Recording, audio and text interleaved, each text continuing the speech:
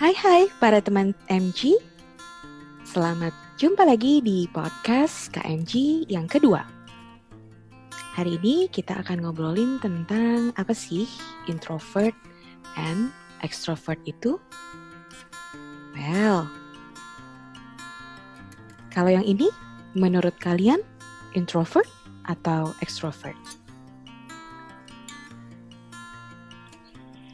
Dalam ilmu psikologi, sebenarnya tidak hanya ada satu tokoh yang membicarakan tentang introversion and extraversion. Setidaknya ada dua tokoh besar yang membahas tentang hal ini. Yang pertama adalah Carl Jung, yang berasal dari Analytical Psychology. Dan kemudian ada Hans Eysenck, yang bicara tentang Factor Theory. Nah, kita lihat ya. Menurut Carl Jung, introvert and extrovert termasuk dalam psychological types atau tipe-tipe psikologis yang terbagi jadi dua. Yang pertama adalah attitudes dan functions.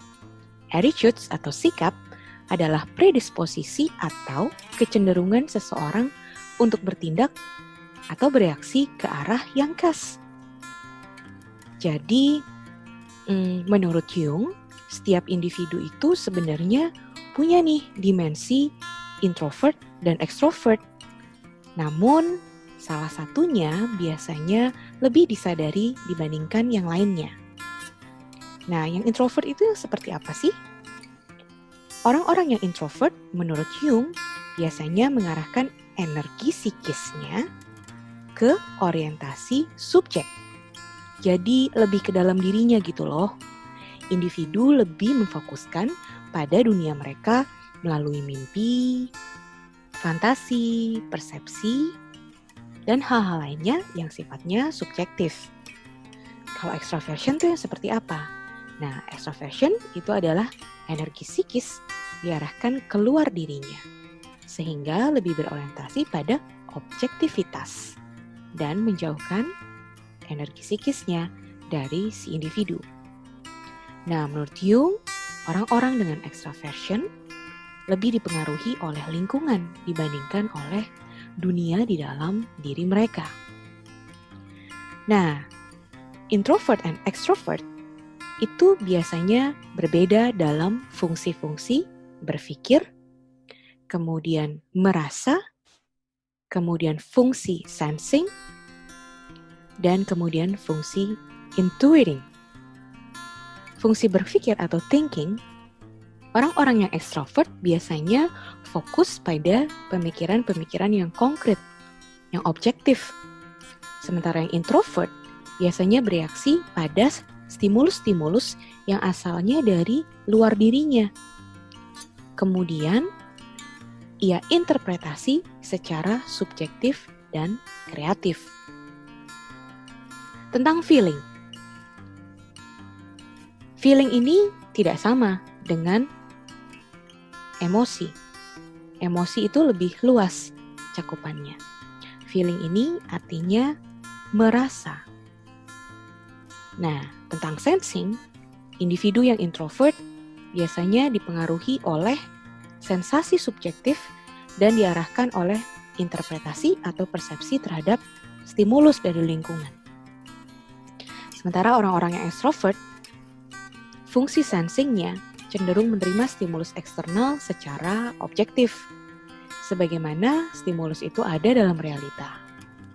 Nah, tentang fungsi intuiting, extrovert biasanya intuisinya ditekan ke alam bawah sadar dan fokusnya pada realita objektif, itu extrovert. Sementara introvert, biasanya fungsi intuisinya diarahkan ke persepsi yang tidak disadari tentang fakta dan biasanya bersifatnya subjektif. Nah, itu menurut Jung.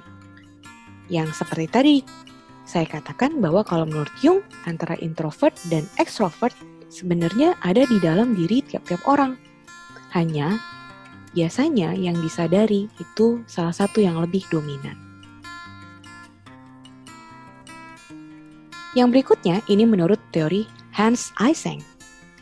Hans Eysenck beranggapan bahwa kepribadian itu sebenarnya terdiri dari 3 dimensi kepribadian yang berdasarkan konsep bipolaritas. Bipolaritas artinya ada 2 kutub. Ada extrovert, introvert, ada neuroticism dan stability, ada psychotism dan superego function. Nah, biar kamu nggak bingung, kita fokus aja ya ke extroversion dan introversion. Gimana sih introversion dan extroversion menurut Hans Eysenck? Ini sedikit berbeda dengan konsepnya Jung. Menurut Eysenck, seseorang itu terlahir introvert atau extrovert karena memang ada kondisi biologis yang berbeda. Jadi menurut Eysenck, extrovert memiliki cortical arousal level lebih rendah dibandingkan introvert. Sehingga konsekuensinya, ia memiliki kepekaan sensoris yang rendah. Makanya membutuhkan stimulasi atau rangsangan yang lebih tinggi. Jadi, menurut Eysenck, orang-orang yang ekstrovert ini biasanya cenderung mudah merasa jenuh karena ia butuh ragam stimulus atau rangsangan dari lingkungan yang intensitasnya itu tinggi. Nah, jadi orang-orang ekstrovert itu terlihatnya lebih sociable, lucu, lebih hidup, lebih optimis, dan sebagainya. Yang pada prinsipnya, orang-orang dengan extroversion itu lebih cenderung ingin dihargai secara sosial. Sementara introvert lebih pasif, diam, tidak terlalu suka bersosialisasi, meskipun sebenarnya bisa, tapi itu tidak menjadi preferensi utama. Kemudian juga terlihat lebih mudah mengendalikan dirinya.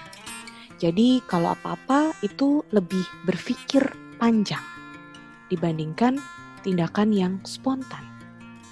Gitu. Oke teman-teman MG, berikut adalah sharing tentang introversion and extroversion. Kalau menurut kamu yang mana? Tulis di komen ya. Sampai jumpa di video podcast yang berikutnya. Dadah!